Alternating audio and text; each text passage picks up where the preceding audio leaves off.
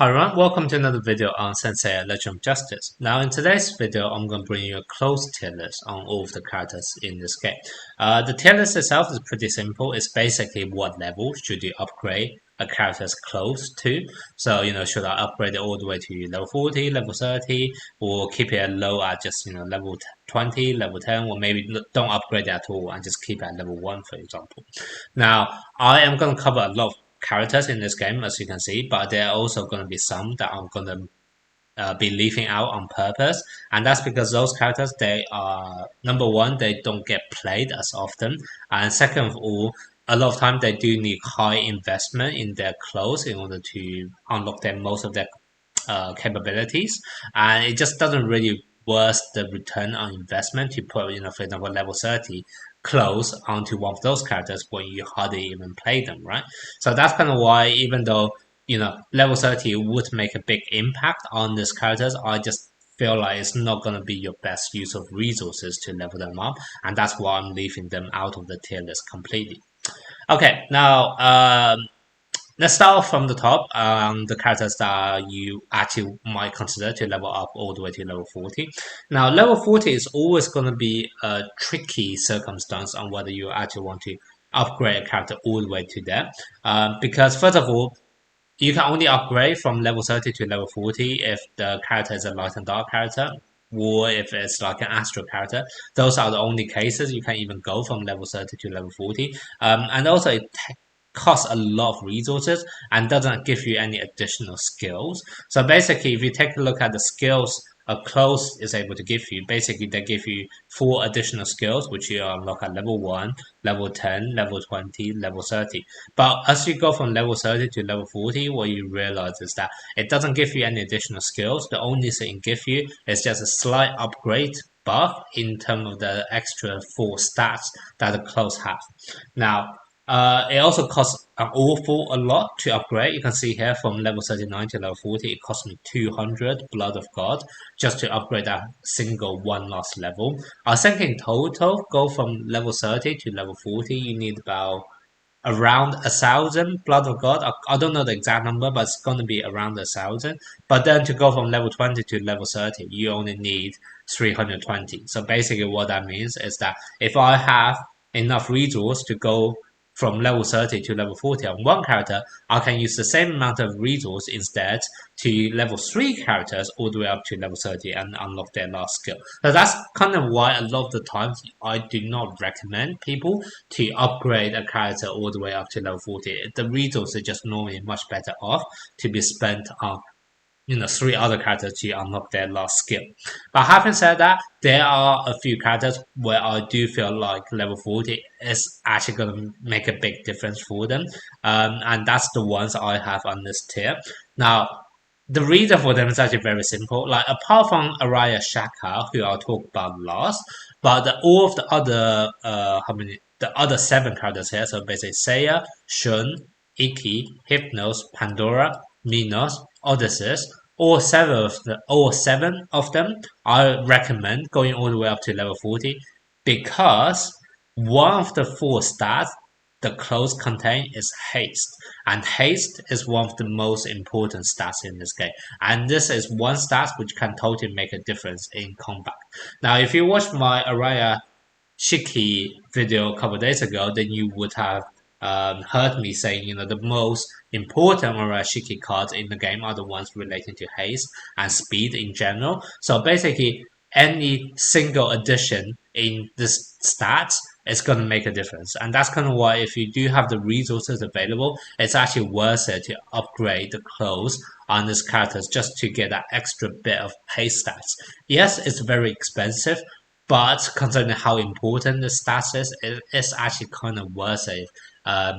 Worth the investment, especially in PvP when you are facing potentially a mirror match against other characters, against other players with the same character as you. Haste is going to help you to launch your attack first, and that can have massive impact to the outcome of the battle. So this is just such an important stat, and it's kind of worth the investment to go all the way from level 30 to level 40 for those clothes. Now, the only exception here, like I said earlier, is Araya Shaka, because if you actually take a look at Araya Shaka,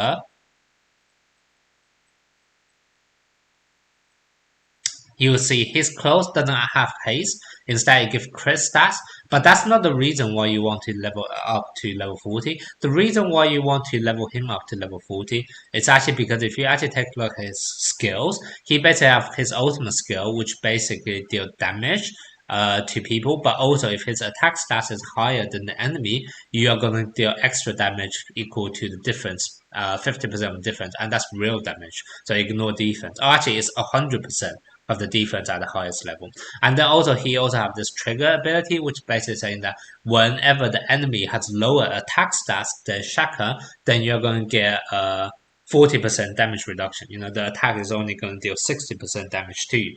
Once again, those are very, very strong ability. And one of the ways you can help Shaka to have higher attack stats than the enemy is obviously to actually upgrade his clothes all the way to level 40, because attack stats is one of the 4 stats for Shaka. So once again, this kind of just show you for a character such as this, it is kind of worth the investment to go all the way up to level 40, even though it doesn't give you any additional skills. It's just buffing up one particular stats for them.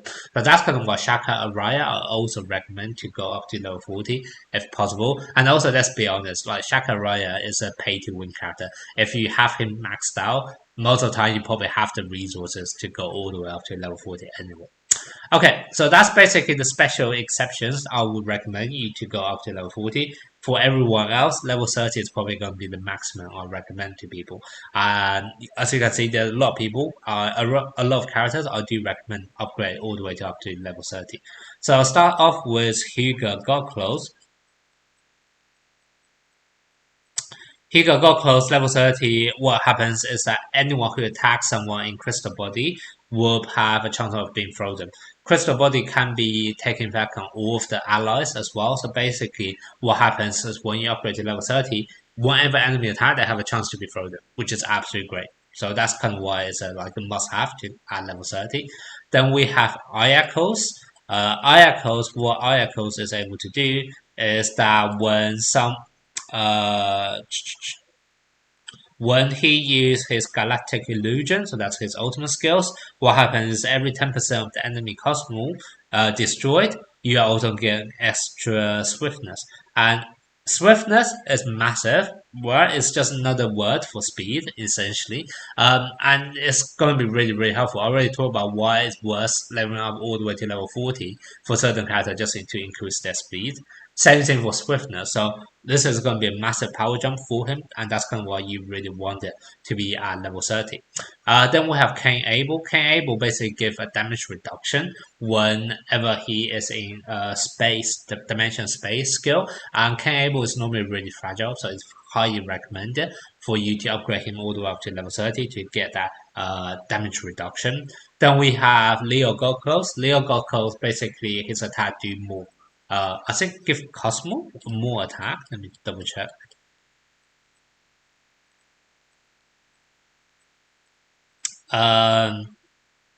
Yeah, every single attack do give more Cosmo, so that basically makes him release his ultimate a lot quicker.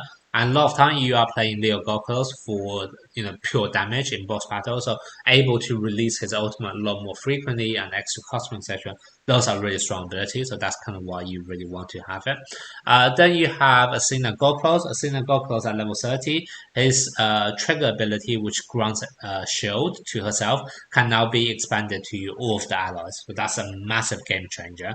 If you are playing Athena Goggles, you need to have it at level 30. Otherwise, Athena Goggles is kind of just protecting herself but not protecting your allies. So level 30 is a massive game changer for her. Then you have Sean. Sean level 30 basically gives 80% damage reduction shield at start of battle. This is kind of what shuts down all of the burst teams out there, counter Sagittarius Seiya, etc. So once again, you need level 30 close for that to happen. Then we have Aris Mu. Level 30 close is able to increase the duration of Crystal Wall. Crystal Wall is possibly the strongest looping skill in the game from like a damage reduction and healing perspective. So the fact that you're able to increase the duration of such a strong skill is highly recommended. So that's why level 30 for him. Then we have Virgo Shun. Virgo Shun is able to release his dimension skill. Is it with field effect from the beginning of the battle? Yeah, he's able to release this battleground effect from the beginning of the battle when you have level 30 close for the first 7 seconds. And within that time, basically what happens is that you are going to get increased attack and attack speed, enemies going to get reduced defense, etc. That basically is a massive game changer for when you need to do like a burst team, etc. And a lot of times having that extra firepower up front can allow you to actually kill off the enemy before they even have a chance to attack you back. So that's why it's really strong ability. So I highly recommend it to level up to level 30.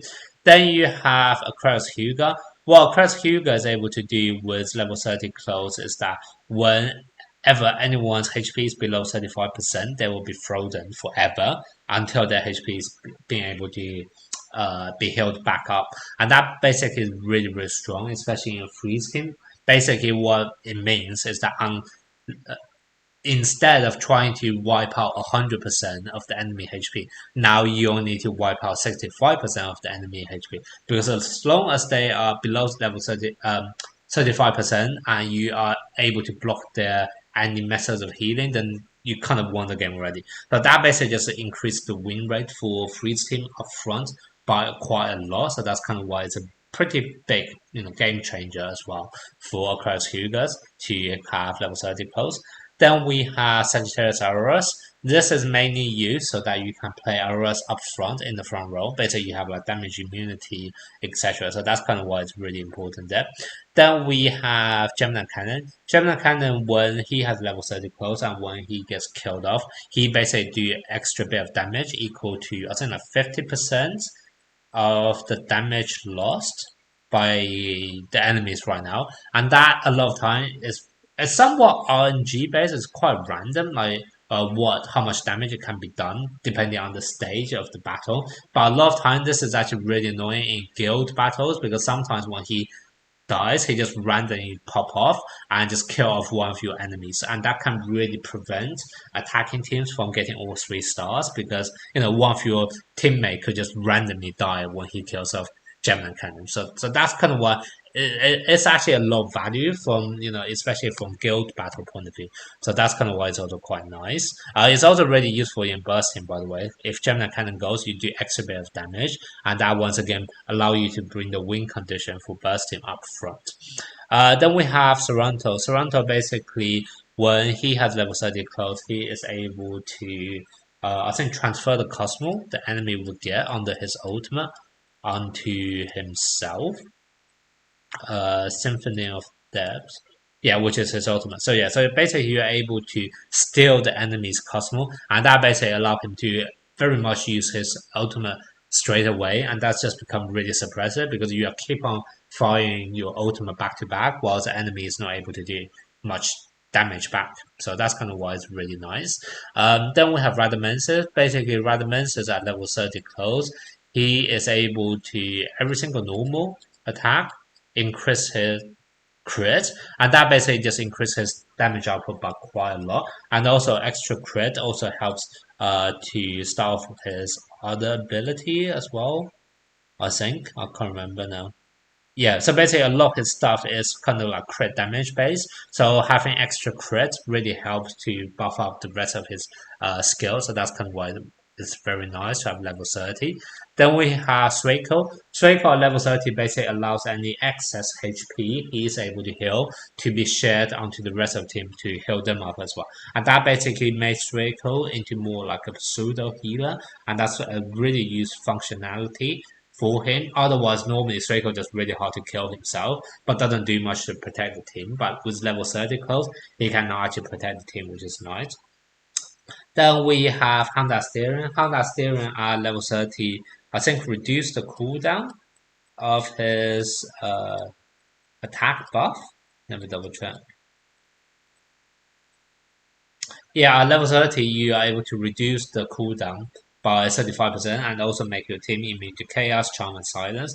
The first half is already very good, reduce cooldown so that you are almost able to constantly buff up your whole team with attack and crit rate. That's already very nice. Then the second half is sometimes useful as well, especially it's mainly, to be honest, used in the guild boss battle against Pope. So basically in the guild boss battle against Pope, what happens is the enemy may confuse one of your characters into attacking each other. If you actually have Honda steering, then your team won't be confused, and therefore you are able to go through the entire battle without taking any damage. So it's more be used for guild boss battle, to be honest. But still, very good ability, even if you just upgrade in the first half to level 30. Then we have Ophi. Ophi at level 30 is very similar to Sorrento. Basically, let me just double check. Yeah, so basically you're getting a lot more Cosmo back, and that allow you to release your ultimate a lot more frequently, and almost can do like back-to-back control. So that's kind of why this one's very nice. Then we have Pope Shion. Pope Shion's level 30 close basically makes the shield he's able to grant onto the whole team not be able to be dispelled normally. So it can only be strongly purified, and that's really, really useful, especially in PvP when you're up against enemies who have strong Gokos. If you face up against someone with strong Gokos, normally what happens is strong Gokos just dispel the buff, and shield is one type of buff. So strong Gokos is able to dispel shield and also stun you in return, and that's kind of why Athena Gokos surplus shield basically have no place in PvP right now because they're just so badly countered by enemy strong Gokos. But if you have Pope Shun at level 30 close, the shield he gives now cannot be dispelled by Shungo close, and that basically makes Pope Shun really, really strong into protecting into your whole team. So that's kind of why level 30 is highly recommended for him. Then we have Cancer Desktop.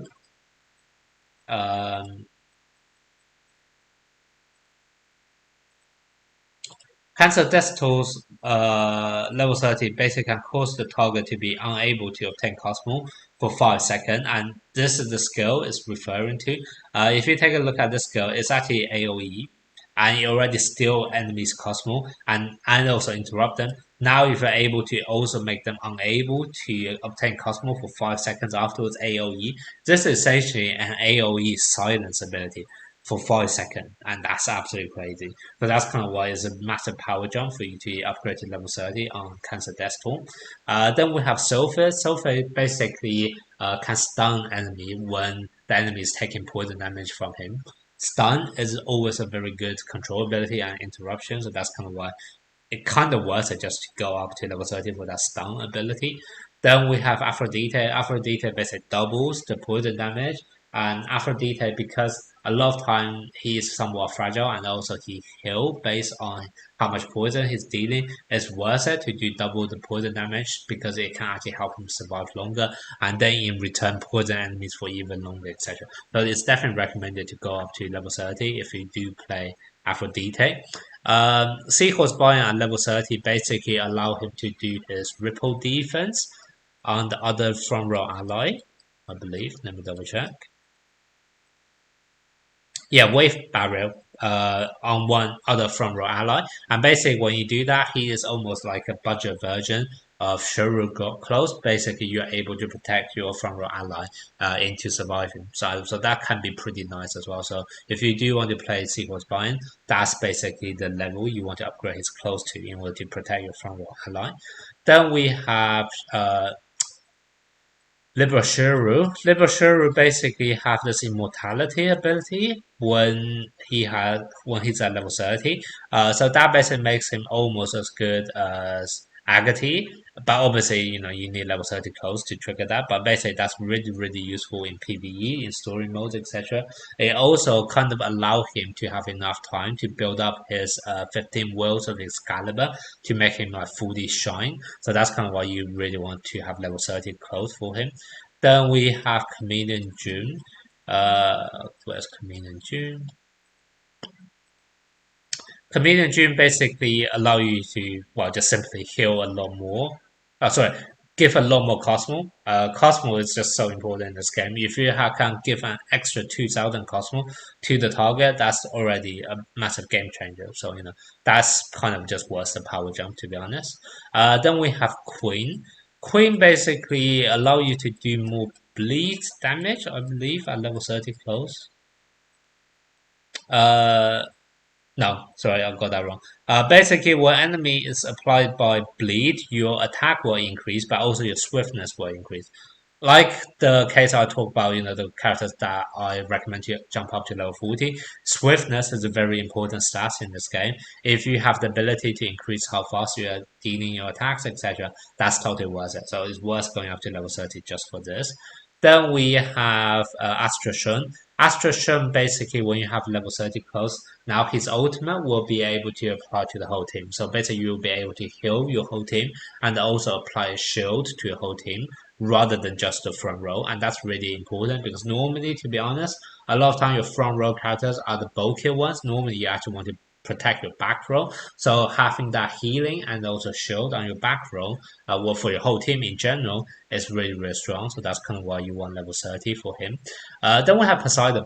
Poseidon's a bit of a weird one. Like Poseidon, I feel like, to be honest, level 20 close is probably going to be okay for him. Like level 30 code, basically what happens is that you're going to unleash Divine Fury, which is nice. Basically, sorry, that's not Divine Fury. Divine Fury is this one. Basically, you're going to have like 5-second bounce damage in the middle of the battle. So that's normally quite nice because it could just so happen, enemies launching a really strong skill and therefore you bounce that damage back and you kind of they just kind of kill themselves, right? So you can work that way, but that is a bit more, a bit more random, a bit RNG based. And then the second aspect of it is just immune to all known interruption control effects. But in all honesty, there are not that many known interruption control effects in this game. I think the only known interruption control effect I can think of is silence. But honestly, I think silence is the. Oh, also maybe like deceleration. Like if someone have the ability to slow you down, I think that's also a known interruption control effect. But as you can see, it's very, very situational in terms of whether this known interruption control effect is even useful. And then the first half is very RNG based. But having said all of that, it can work really, really well. So why not have it? And also, to be honest, because Poseidon normally you need him to survive all the way to fully awaken, the extra bit of HP and defense stats in his clothes normally can justify the cost of why you want to level him up as well. So even if you're not trying to level him up for the benefit of those additional skill, the extra HP and defense stats can help him to fully awaken as well. So do bear that in mind, and that's kind of why I put him at level 30, but probably towards the bottom of level 30 here. Then we have Saga Light. Saga Light is another weird one. But in all honesty, Saga Light, like any level can do. Basically, what Saga Light is able to do is that you have this massive, really, really strong skill tree, which normally can only be done 22 seconds after combat. And normally this is the main skill Saga Light is known for. Now, if you actually have him at close, you are able to do either 18 seconds afterwards or 14 seconds afterwards. Now, depending on how strong your character is defensively, sometimes you are able to survive long enough, all the way to 22 seconds. Sometimes you're able to survive for 18 seconds. Sometimes you may only be able to survive for 14 seconds. So it really kind of differs depending on whether you actually even need his clothes to be leveled up. Obviously, the higher level your clothes is, and therefore the earlier you're able to release the skill, basically gives you more room for error. So basically, even if you haven't built your Saga Light very defensively, or even if you decide to put Saga Light in the front row and he takes a lot of damage very early on, you can still ensure this Comet Blast is always able to land because you're able to guarantee at least 14 seconds on the field. But at the same time, a lot of time I also wonder, why don't you just put more defensive Shiki on him, or just don't play him in the front row, play him in the back row, and therefore he can survive for 18 seconds anyway, or maybe even 22 seconds, and therefore you don't even need to level up his clothes in order to guarantee this attack. So that's kind of why I am not too sure exactly what level you want to upgrade him. I feel like any level can be justified as long as you have other areas to kind of balance him out to make sure that he is always able to stay on the field until he's able to release his common strike. So that's kind of my rationale behind Saga Light. So I honestly think any of those levels can work, but kind of in balance, I just kind of took the middle way and say level 20 you normally are probably okay with that. If you feel like I said, if you feel like you're not able to stay on the field for 18 seconds in order to make sure this move actually execute, then either level up his clothes further or just simply place him on the back row or put more defensive Arashiki on him to make sure he can actually survive till when this move is actually executed and you will be fine then. Okay, then we move on to Sherry God Clothes. Sherry God Clothes basically, obviously, for any characters in the level 20 rank, if you have the resources, go up to level 30, right? I'm just trying to do this from a budget point of view and saying what can you get away with at just level 20 rather than level 30. But basically, the thing with Sherry God Clothes is that at level 30, you basically get something which you only able to do when you lose a cumulative 90% of his max HP. So normally that takes a bit of time for you to even reach the stage because Shura does have a lot of damage immunity skills. So first of all, it's actually quite hard to even trigger this ability. And normally by the time you trigger this ability, bear in mind Shuru is a tank and normally he can take the most damage. By the time he already lost 90% of his HP, normally that means either your allies have already been killed off or you have already won the game. And I feel like having this additional benefit so late in the battle, it's not going to make a massive impact to you. And that's kind of why I feel like, yes, if you have the resources to go to level 30, then great. But even if you don't, it's not the worst thing in the world. So that's kind of my source here. Then we have Sanitos. Sanitos basically at level 30 is going to give you life drain and also penetration. They are good abilities, so once again, if you do have the resources, go to level 30.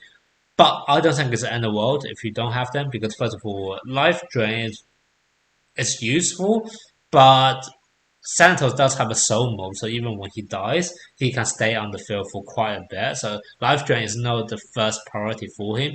And then you have penetration, which allow you to do more damage. But a lot of time, what Santos is actually doing is cutting down the enemy max HP rather than doing a lot of damage himself. It's kind of more like take a long time to wear down the enemy rather than doing like a burst damage. So once again, I feel like those two stats are useful, but it's not the priority for Santos, and that's kind of why I think Santos can probably get away at just level 20.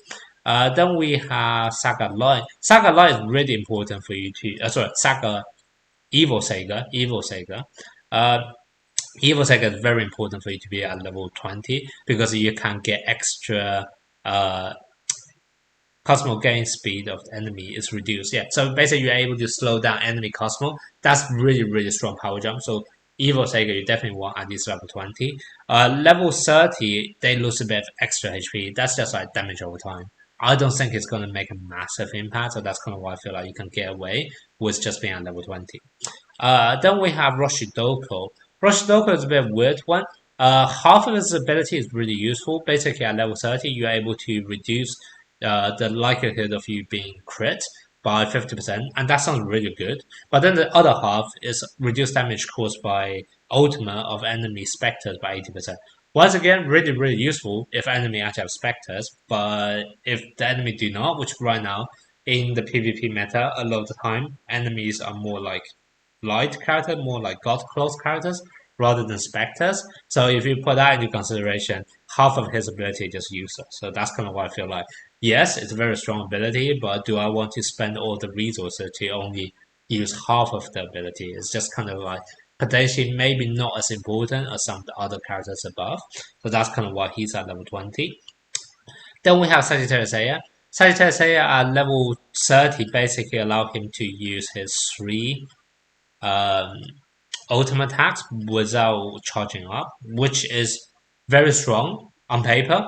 But my argument here is that normally, by the time of your first ultimate attack, your Sagittarius Seiya should have either already killed off some enemies, in which case you kind of won the battle already because normally Sagittarius Seiya attack first, right? So Sagittarius Seiya should have either been able to wipe out a lot of the enemies already, in which case it doesn't really matter how long it takes for you to release the second or third attack.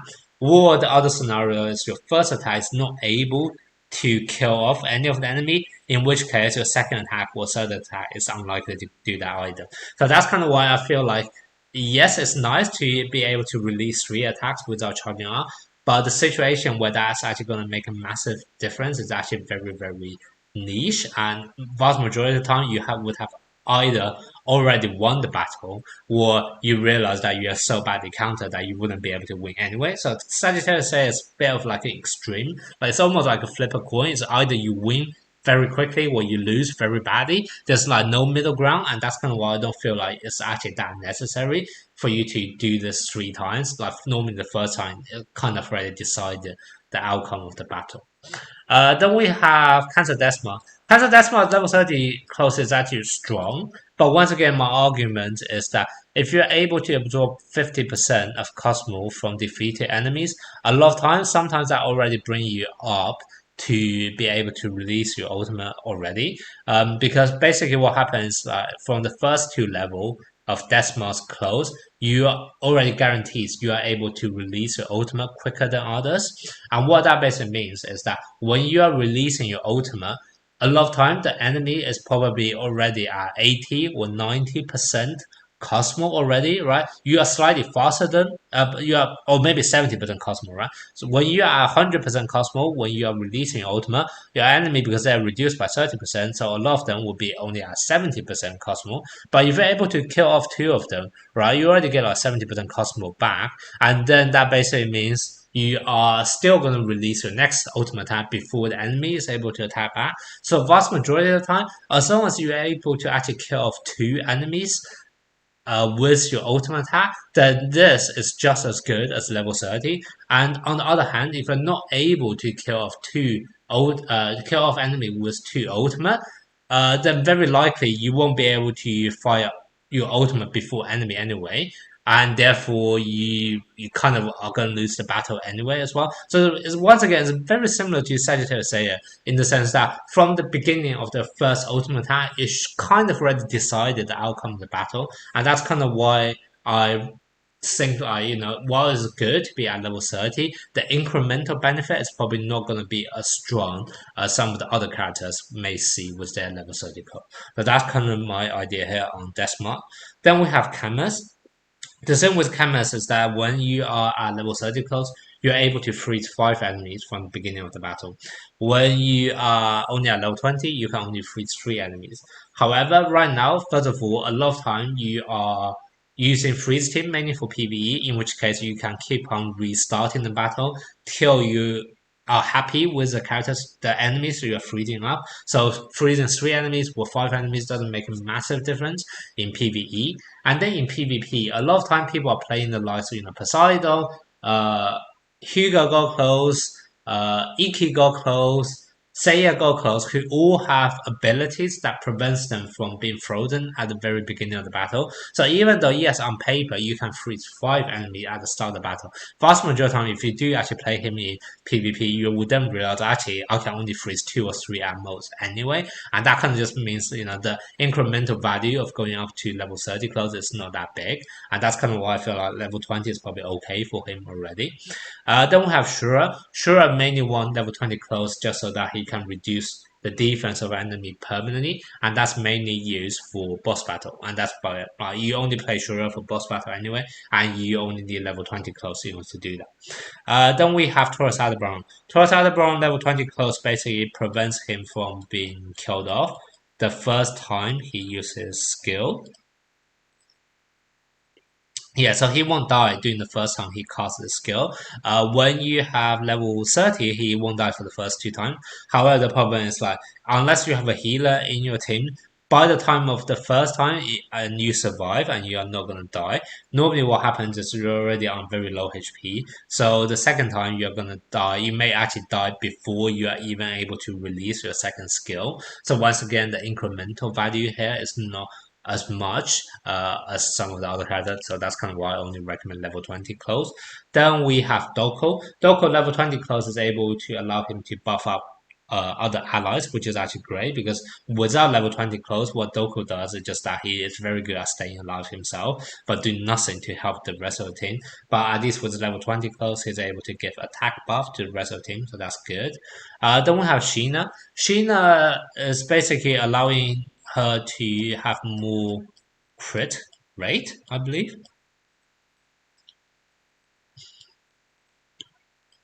Yeah, so Sheena basically gains one stack of Prowl per second and focus max level. And basically, what Prowl does is increase by 5%. The thing is, yes, if with level 30 close, you're able to stack this up a lot more quickly. But you also have to realize is that, first of all, you lose this every single time you do a crit, and Sheena does crit a lot. So a lot of time you're going back from the beginning anyway. And then the second thing you have to bear in mind is with Constellation, she can actually crit certainly 100% crit rate on the enemy under electricity. So actually, then this close is almost useless if you have maxed out Constellation, because as soon as you get one stack, you'll be losing that stack straight away. So that's kind of why I don't feel it's necessary to go all the way up to level 30. I'll say level 20 is fine. And also, a lot of time you only play Sheena for boss battle anyway, and level 20 is more than enough for that. Then we have Mermaid Tetris. Mermaid Tetris, I feel like it's very similar to Saga Light in the sense that I feel like any level could work. But basically, what happens is that she's just gonna give whoever she links up to some extra attack and defense. Obviously, at higher level, you're able to give a bit of extra crit and dodge, which can be nice on paper. But a lot of times, those are more like probability based, so it's probably not gonna change the outcome of the battle too much, especially when you're only given like a 30% of the stats anyway, so it's probably not going to matter that much. And then out of the first three levels, honestly, the higher you level up, the more stats you're going to give. So you're kind of okay placing however many level you want. I kind of, once again, similar to Saga Light, I kind of just took the midpoint and say, level 20 most of the time is probably going to be sufficient for her. Then we have Io. Io is another interesting one. So basically, what happens IO at level 30 is that you are going to get one more effect of this power every single time when it's gained. So basically, this power, and you gain this power every single time when you attack an enemy. The problem is you normally get this from normal attack because that's the enemy you normally end up hitting the most, right? So normally you only get this from normal attack, and you get this based on the type of enemy you have. Now your normal attack always hits the same person. So that basically means is that you normally end up just getting two layers of the same power. And then if you take a look at how many stacks you can stack them up, most of the time it's always like three layers up to 5 layers. So normally what that basically means is that you would be able to stack up to full, normally under 3 to 5 attacks. Now with this close, you would be able to do this in 2 to 3 attacks. So basically, you're just one attack faster, one or two attack faster. So that's kind of why I feel like, yes, it can potentially be helpful, but do you really want to spend all of those resources just so that you can be one or two normal attack faster into reaching your maximum power? It just doesn't feel like it's worth the investment. In comparison to some of the other power jump I can get. So that's kind of why I say level 20 is probably enough for IO. Then we move on to characters who are okay at level 10. So we start off with Astra Huga. Astra Huga is a very interesting one because first of all, he is one of the few Astra characters who actually have haste ability. So if you want, you can actually go get him all the way up to level 40. I don't recommend getting him all the way up to level 40 though, because one, he's not as strong as the other characters on this tier, obviously. So you may not actually end up playing him that often, especially outside the freeze team.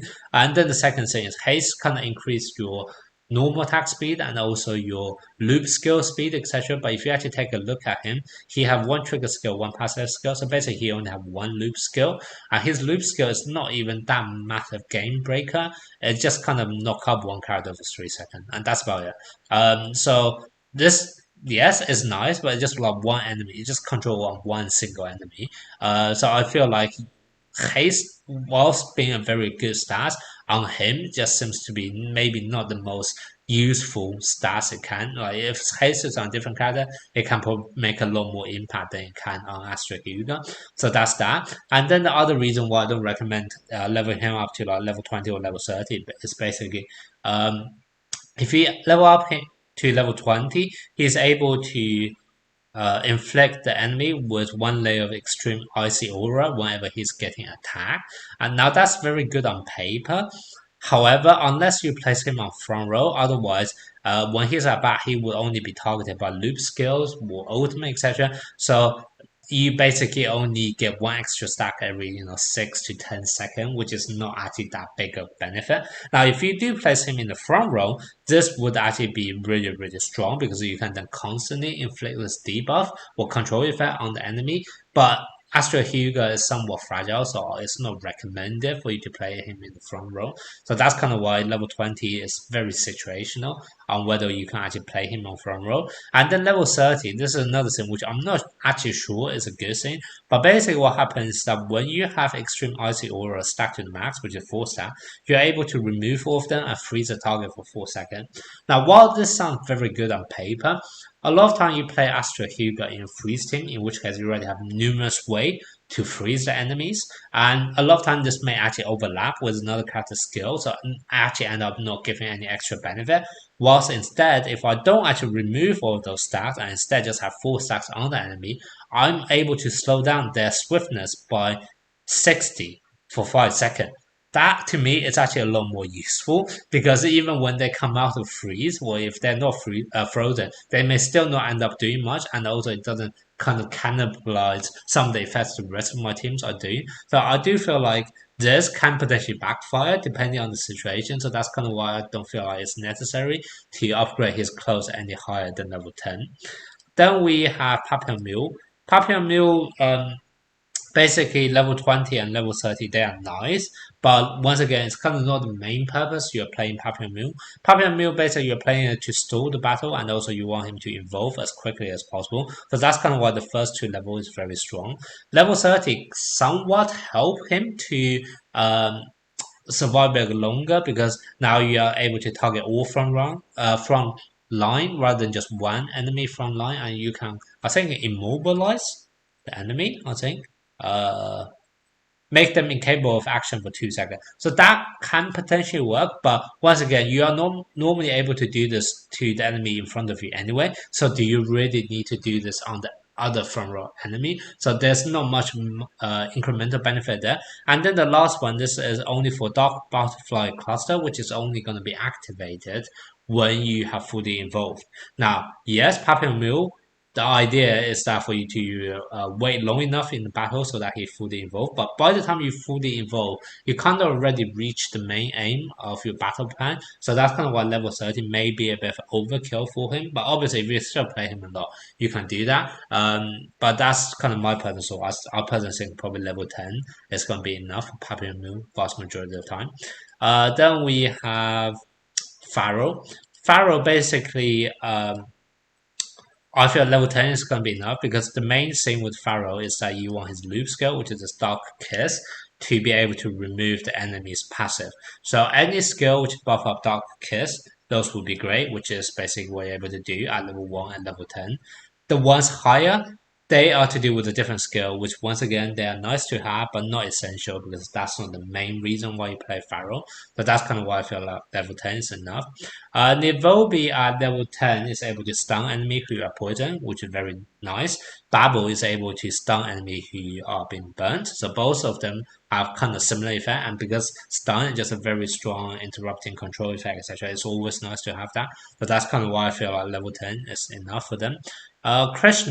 Krishna, a lot of time level 10 is also going to be enough, mainly because for level 20 and level 30 to work, that's only when an enemy is defeated. And personally, I just don't normally like those abilities that only activate when an enemy is defeated. Because if an enemy is already defeated, that normally means you already have the advantage in battle. And a lot of time, you don't need any more additional skills to be triggered off. So that's kind of why I feel like level 10 is probably enough for Krishna.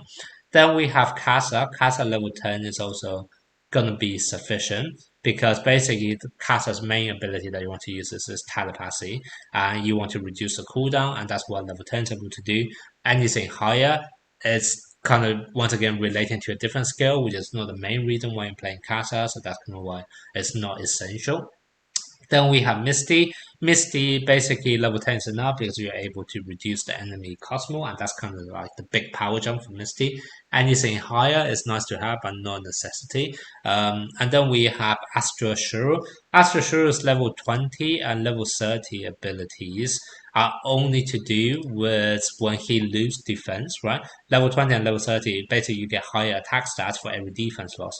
But you don't actually lose any defense unless you have leveled up his constellation. So basically the same with Astra Shuru is that if you're not planning to upgrade his constellation, his level 20 and level 30 clothes are just absolutely useless. So that's kind of why you don't need to go any higher than level 10. Then we have Moses, Leo, and also um, Ptolemy. All three of them are mainly used just for boss battle. Moses at level 1 close is able to purify debuff, which is very nice when you're in boss battle against Babel to remove all of the burn stacks. So that's kind of why you just need him at level 1. Leo Aurora, level 1 is enough for you to be able to inflict electricity with your ultimate attack. So that's kind of why level 1 is fine for him. Ptolemy, you don't even need any clothes. Just place him on the field and he's able to target the enemy with debuff, reducing the attack and defense. So once again, Ptolemy, you normally only play for boss battle as well, and you don't need any clothes for that. So that's why there's no need to go any higher. And then for the other 5 characters here, Sirius, Hades Shun, Agati, Leo Iki, and Cedar Cannon, all of them can be played at level 1 without any clothes as well. Well, sorry, they can be played even at 5-star copy. Maybe not serious, but the other 4 they can be played at 5-star copy. And a lot of time, the reason why you're playing them is just very obvious from their passive ability and got nothing to do with their clothes. So that's kind of why those are characters that you can build very budgetly without any investment in their clothes. So that's kind of why I feel like you can either be at level 1 or just don't even upgrade or unlock their clothes in the first place.